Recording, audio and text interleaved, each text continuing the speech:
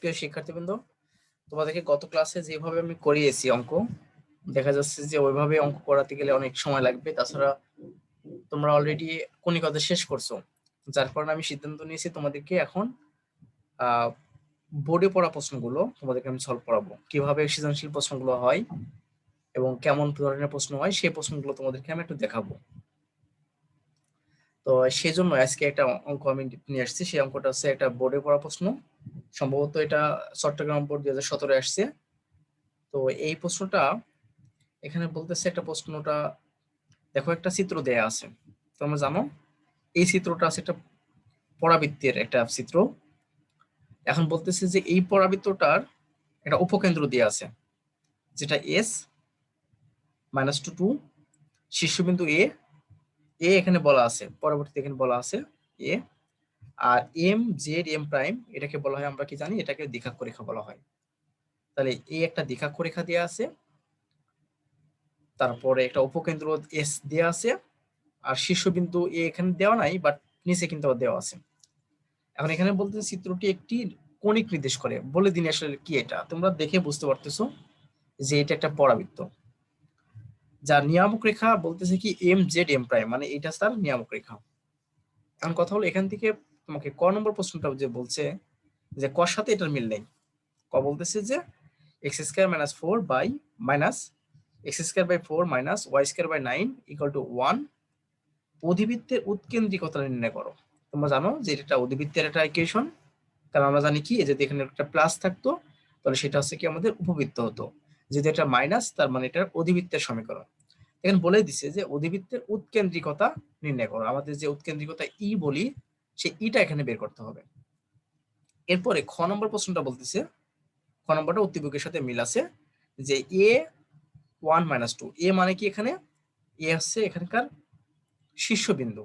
তো শীর্ষবিন্দু যদি এখানে বলা হচ্ছে শীর্ষবিন্দু যদি 1 - 2 হয়, তবে M, Z, M', মানে M, Z, M'টা কি, সেটা হচ্ছে নিয়ামক রেখা বা দ্বিঘাক্ষরেখা। এই রেখাটার সমীকরণ তোমাকে বের করতে হবে।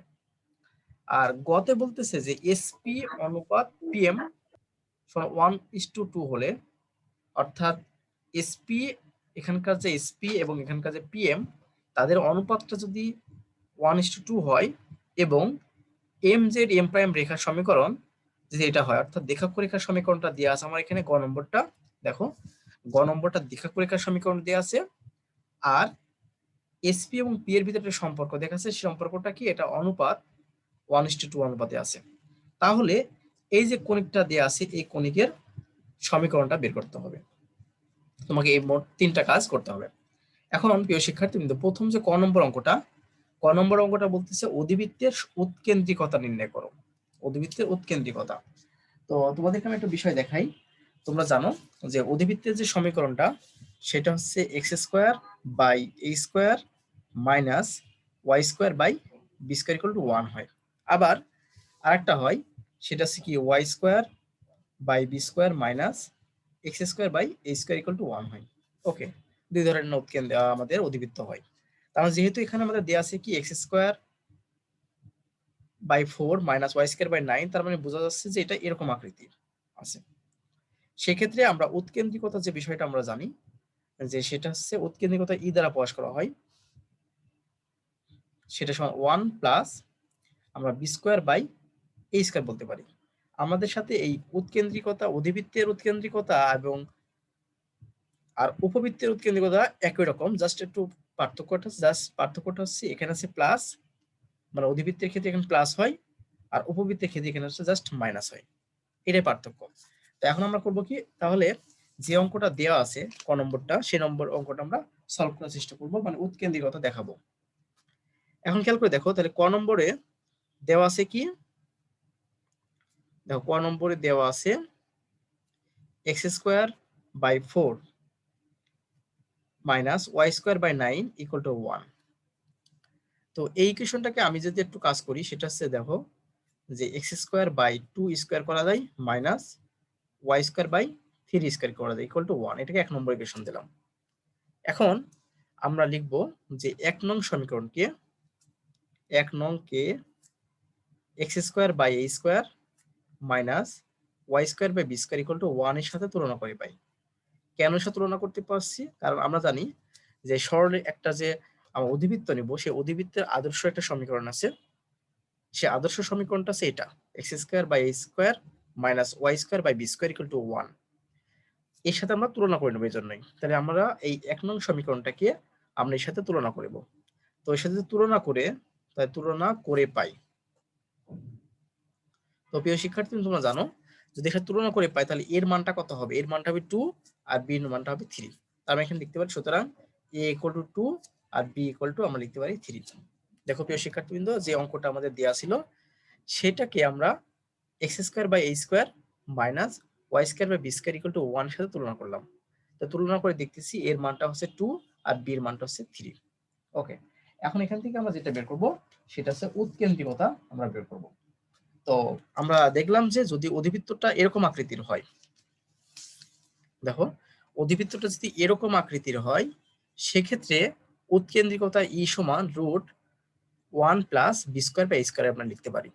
তো যেহেতু আমাদের যে প্রশ্নটা দেয়া আছে সেই প্রশ্নটা যেহেতু এরকম X square by A square minus Y square by B square to 1 এরকম আকৃতির, তার মানে সেক্ষেত্রে আমরা উৎকেন্দ্রিকতা কি লিখবো?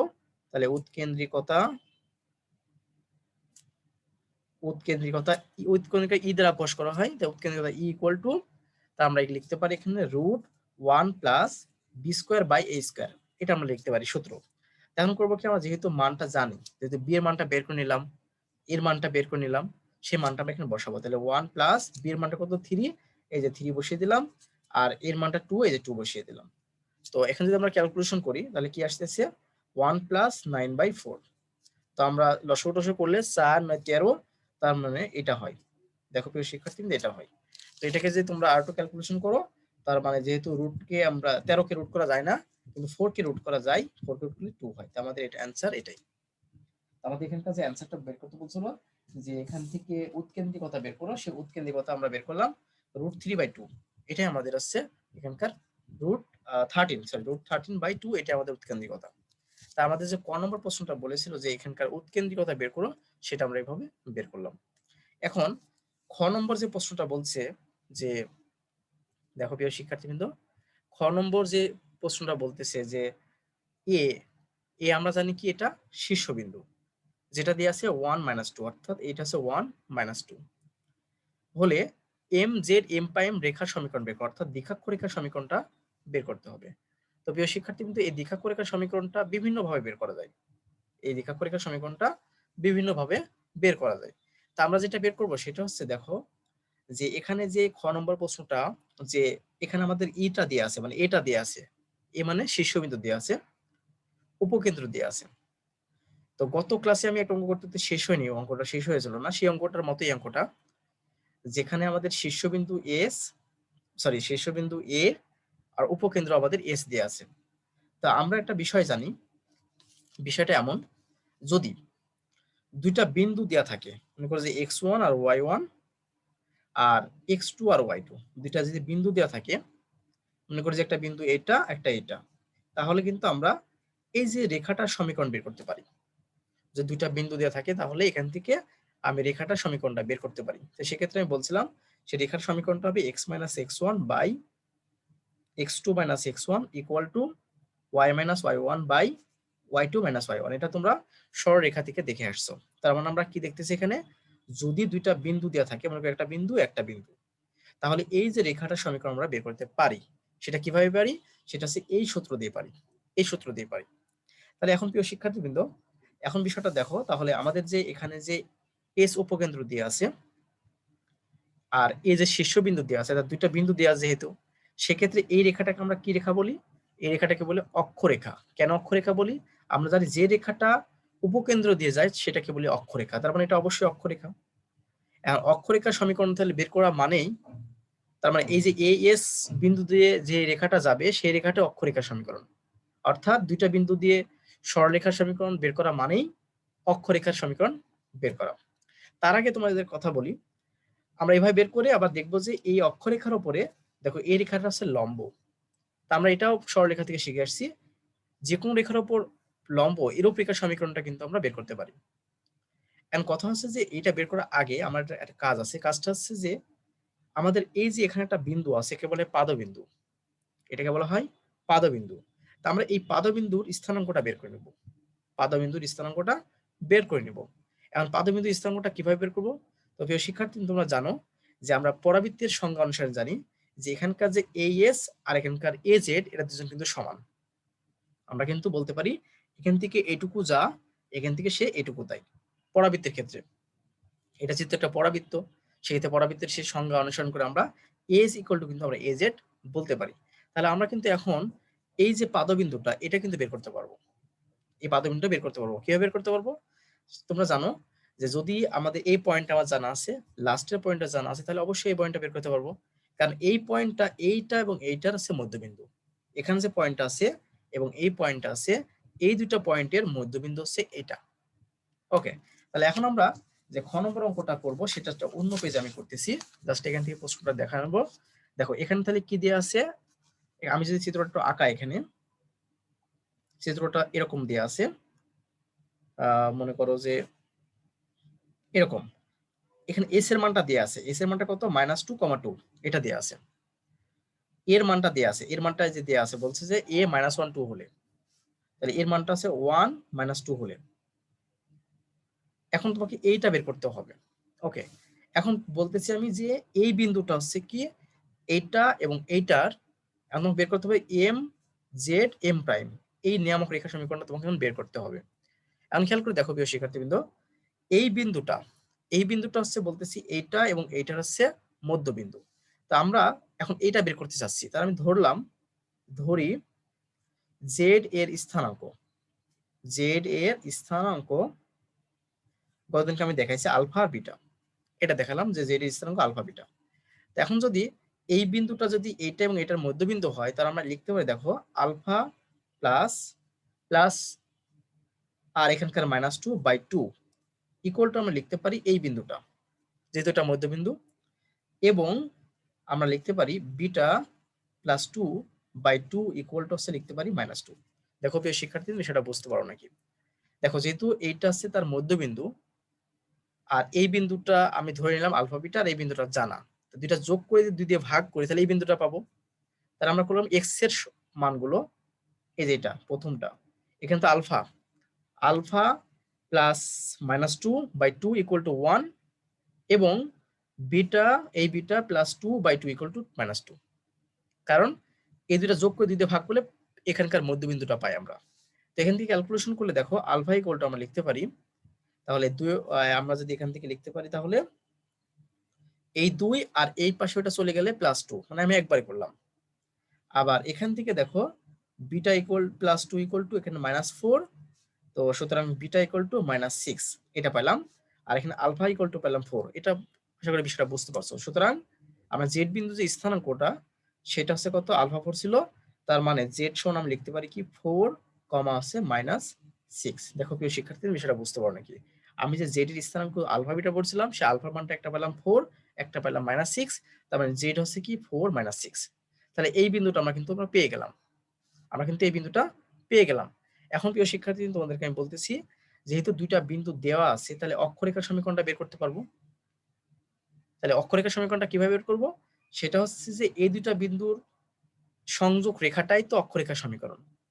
তো আমরা তাহলে এখান থেকে কি লিখবো? সুতরাং অক্ষরেখার সমীকরণ, তাহলে অক্ষরেখার সমীকরণ, তাহলে অক্ষরেখার সমীকরণটা কোনটা প্রিয় শিক্ষার্থীবৃন্দ? সেটা হচ্ছে এইটা, এবং এই রেখাটা দুইটা বিন্দুগামী, এই বিন্দু এবং এই বিন্দুগামী। তাহলে এই দুইটা বিন্দুগামী হলে সেই সূত্রটা আমি একটু আবার লিখে দিচ্ছি, x - x1 by x2 - x1 equal to y - y1 by y2 - y1, এটা।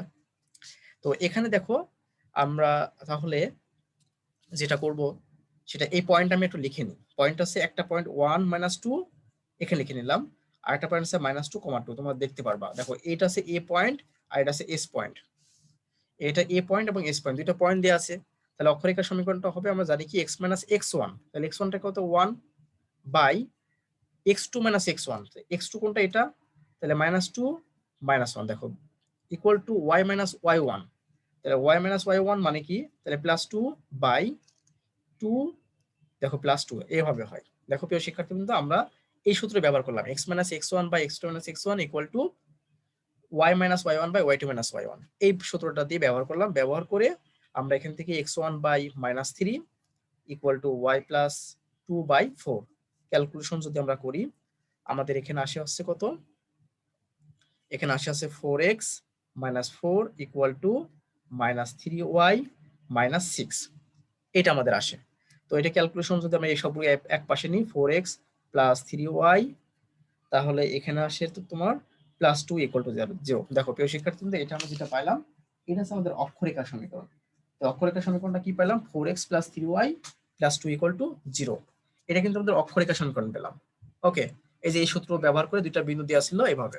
এখন দেখো তো প্রিয় শিক্ষার্থীবৃন্দ, এটা যদি অক্ষরেখা সমীকরণটা হয়ে থাকে, এটা আমাদের বের করতে হচ্ছে দ্বিঘাক্ষরেখা সমীকরণ। তো দ্বিঘাক্ষরেখাটা দেখো অক্ষরেখার উপর লম্ব। এটা যদি অক্ষরেখা হয়, এটা যদি দ্বিঘাক্ষরেখা হয়, তাহলে অক্ষরেখার উপরে এই দ্বিঘাক্ষরেখাটা লম্ব। তা আমরা জানি যে এই যে রেখাটা দেওয়া আছে তার উপর লম্ব এরূপ রেখা সমীকরণ কিন্তু বের করতে পারি। এই রেখার উপর লম্ব এরূপ রেখা সমীকরণ বের করতে পারি আমরা।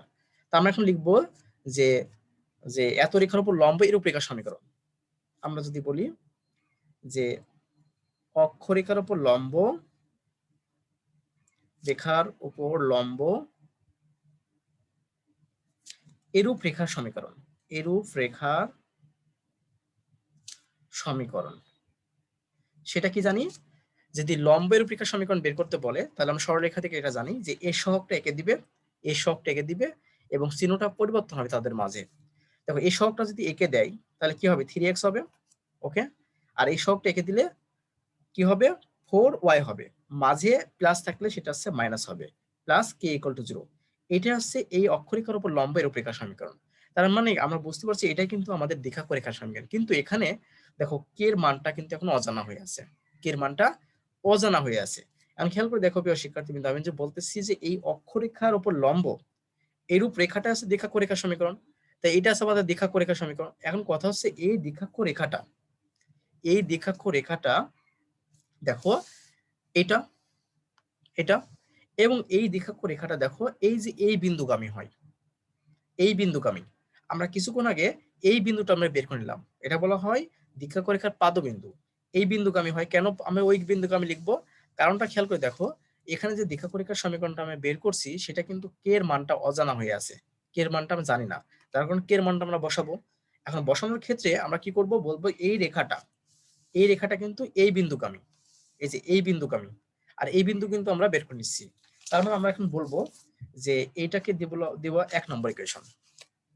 তো 1 নং সমীকরণটি দেখো, 1 নং সমীকরণটি কত বিন্দুগামী সেটা বলতেছি এই বিন্দুগামী, আর এই বিন্দুর মানটা আমরা বের করলাম 4 - 6। তাহলে 4 - 6, 4 - 6 বিন্দুগামী।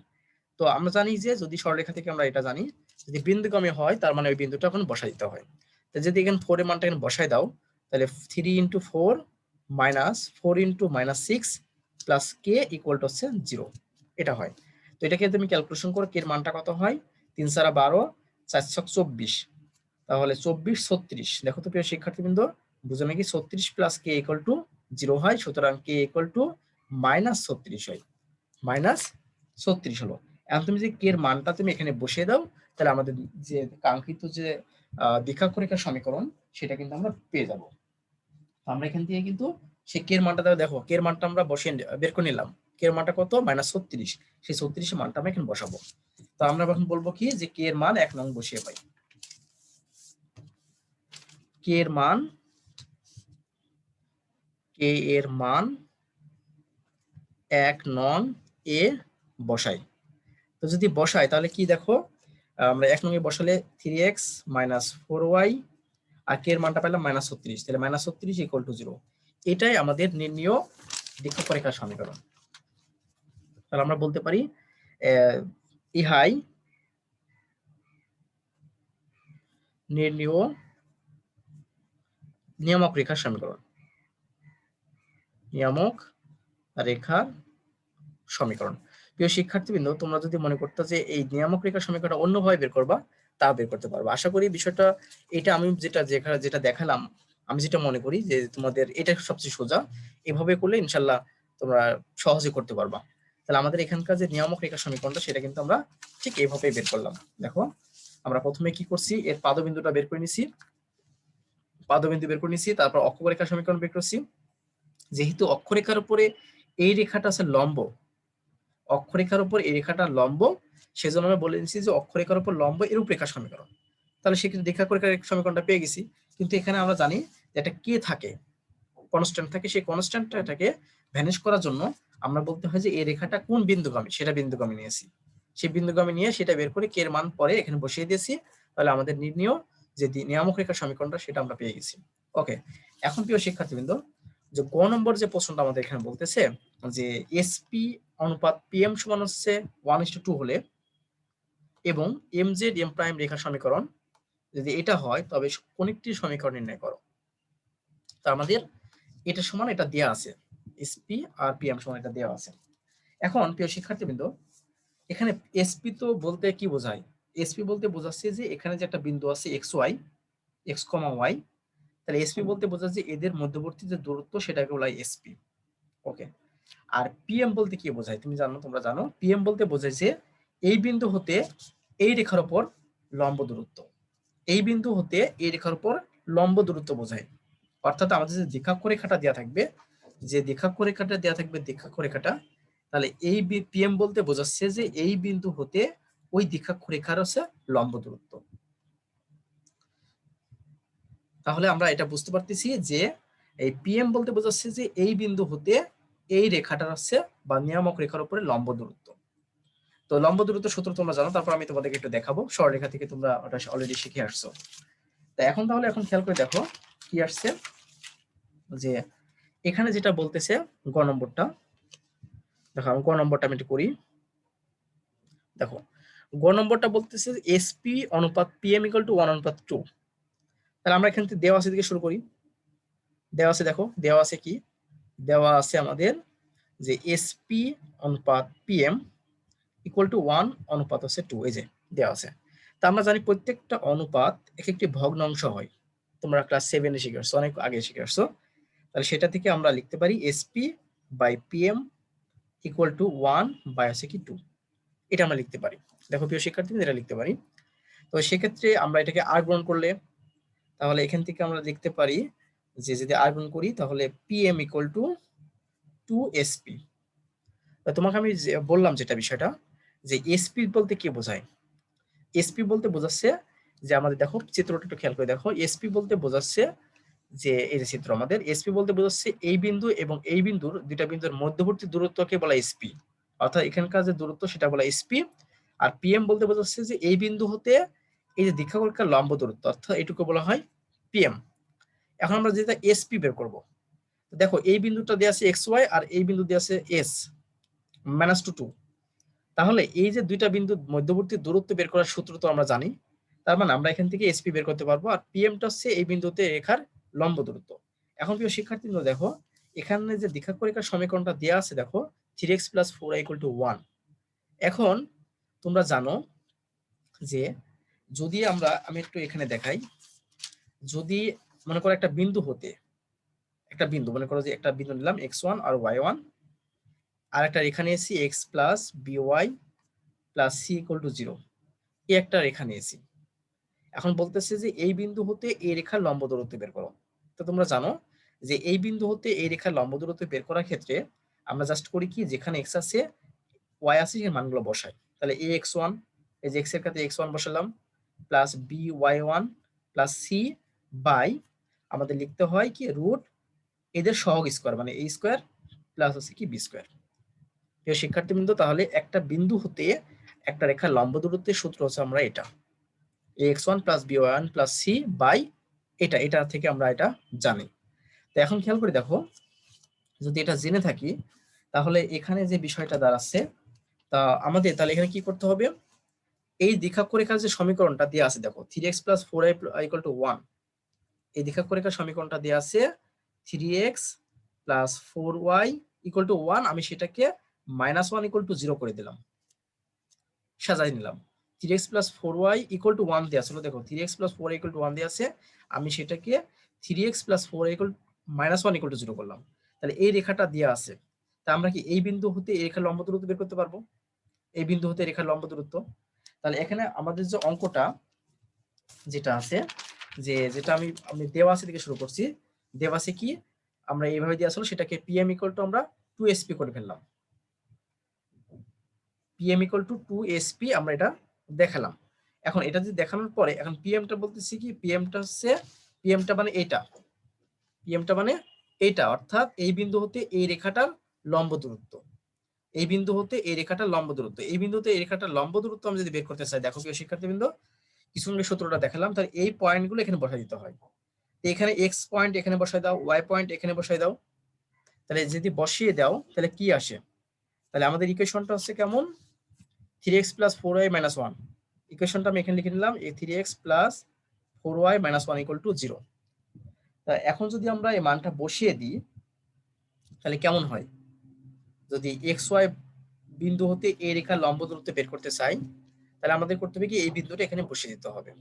এই বিন্দুটা যদি এখানে বসিয়ে দিই তাহলে কেমন হচ্ছে দেখো, তাহলে pm ইকুয়াল টু হবে 3x plus 4y minus 1 by কি হবে, আমরা সূত্রটা শেখালাম, দেখো 3x plus 4y minus 1 by সূত্রটা শেখালাম যে এদের সহগ স্কয়ার অর্থাৎ 3 স্কয়ার প্লাস আছে কি 4 স্কয়ার ইকুয়াল টু 2 এই এসপি বলতে কি বোঝায়, এসপি বলতে বোঝাচ্ছে আমি দেখালাম তোমাদেরকে, এসপি বলতে এখানে বোঝাচ্ছে যে এই বিন্দু হতে এই বিন্দু দূরত্ব, তো এই বিন্দুটা x স্কয়ার আর এই বিন্দুটা -2 তাহলে এখন যদি বের করতে চাই তাহলে আমরা এখান থেকে লিখতে পারবো না x -2 হোল স্কয়ার, আমরা সূত্রটা জানি, দেখো এখান থেকে আমরা লিখতে পারি কি, আমরা দেখো বিন্দুটা দেওয়া আছে, বিন্দুটা আমি এখানে দেখা দিচ্ছি, একটা -2 একটা বিন্দু আর একটা হচ্ছে xy একটা বিন্দু।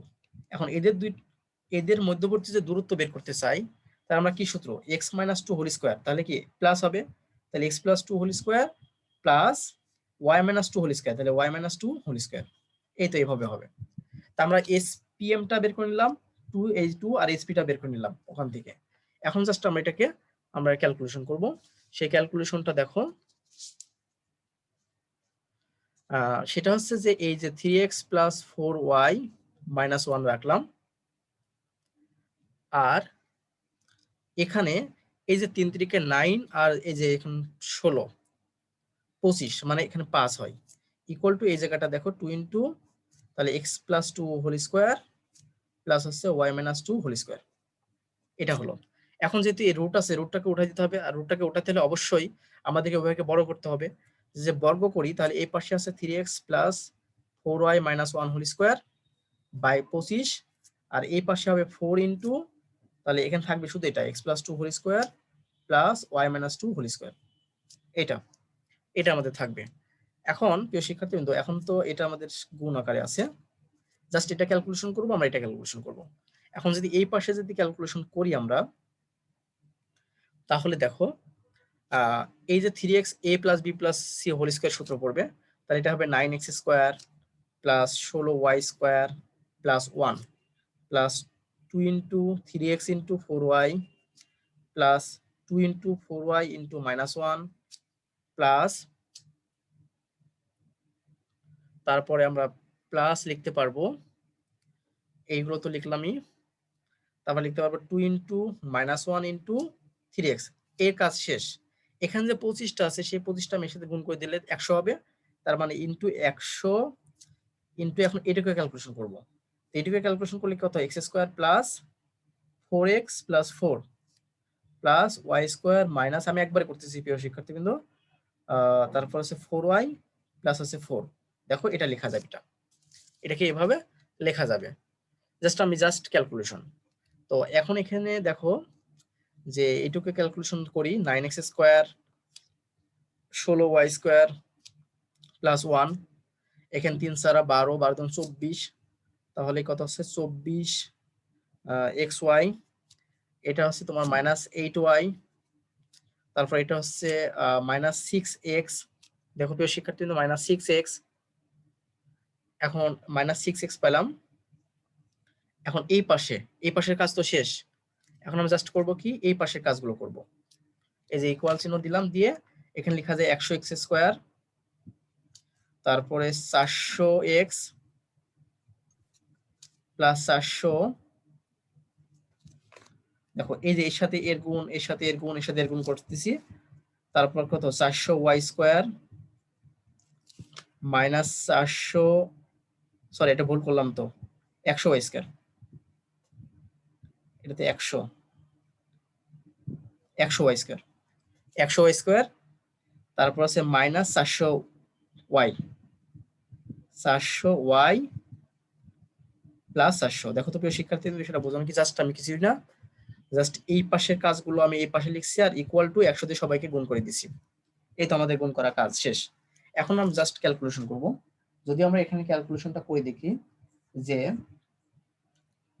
এখানে আমরা সবগুলোকে এক পাশে যদি নিয়ে আসি, ওই পেজে গেলাম, সবগুলোকে যদি এক পাশে নিয়ে যাই তাহলে আমাদের কি আসে মূলত, এই পাশে আমাদের হয়ে আছে দেখো 9x square plus 16y square plus 1 plus 24xy minus 8y minus 6x minus 100x square, আমরা সব এক পাশে নিয়ে আসতেছি, মাইনাস 400x মাইনাস 400, 400 800 করে দিলাম প্রিয় শিক্ষার্থী, কিন্তু ওই 400 800 করে দিলাম। দেখো এখানকার যে 400 ছিল, দেখো তোমরা হয়তো দেখতে পাচ্ছ না, এখানকার যে 400 এখানে 400 800 হয় না, 800 হয়ে গেল। তা আমরা করলাম কি 800টা একবারে এই পাশে মাইনাস করে দিলাম, তা মাইনাস 800, তারপরে হচ্ছে তোমার minus 100 Y square plus 400 Y equal to 0 করলাম। দেখো প্রিয় শিক্ষার্থী, কিন্তু সবগুলোকে আমি এক পায়ে নিলাম। এখন এখানে যেটা বিষয়টা দেখতেছি যে এটা এখানে যেটা আছে এখানেও সেটাই আছে, এখানে আছে মাইনাস 100 আর এখানে আছে কি 9। তো এখান থেকে আমি যে ক্যালকুলেশন করি তাহলে মাইনাস 91 এক্স স্কোয়ার আসে। এখানে তারপর দেখছি এখানে 100 ওয়াই স্কোয়ার আর এখানে দেখছি 16, তাহলে আমরা ক্যালকুলেশন করলে এখানে দেখতেছি মাইনাস 84 ওয়াই স্কোয়ার হয়। দেখো তাহলে এই কাজ, এটা কাজ শেষ। এরপরে আর আমাদের কাজ 824xy তো আমরা রেখে দিলাম, কোনো কাজ নাই ওটার। তারপরে এখানে যে 8y আছে আর এখানে আছে 400 আছে, তো এদের ভিতরে একটা ক্যালকুলেশন করতে পারি। তো এখানে ক্যালকুলেশন করলে কত হবে, 392 ওয়াই হবে। এখন যদি এর সাথে যদি এটার কাজ করি তাহলে মাইনাস 406 এক্স হবে। দেখো প্রিয় শিক্ষার্থী, 406 হলো এটার সাথে এটার কাজ। তাহলে মোটামুটি কাজ শেষ। সংখ্যাটা আছে এখানে আছে 800 আছে, এখানে আছে প্লাস 1 আছে, তা আমরা ক্যালকুলেশন করলে এখানে দেখো এটা হয় ইকুয়াল টু 0 হয়। এখন যেহেতু এটার আগে মাইনাস আছে, এটাকে আমি মাইনাস দিয়ে ভ্যানিশ করে দিলাম, তাহলে মাইনাস দিয়ে ভ্যানিশ করে দিলে 91x square plus 84y square minus 24xy minus 392y plus 46x plus 799 equal to 0। তার মানে আমাদের যে এখানকার যে অ্যান্সারটা সেটা আমরা এখান থেকে পেয়ে গেলাম।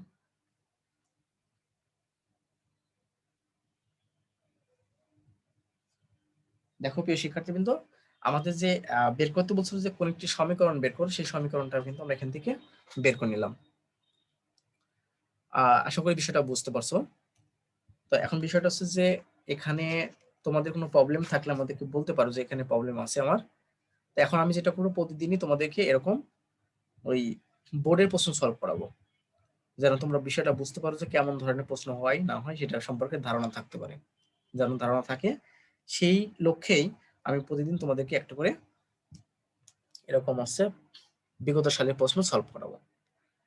তোমাদের কোনো যে প্রশ্ন না থাকে তাহলে আমি ক্লাস এখন শেষ করতে যাচ্ছি, তোমরা লিভ নিতে পারো।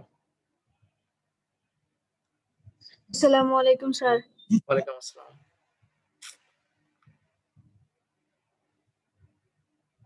হ্যাঁ তোমরা লিভ নিতে পারো, সমস্যা নেই।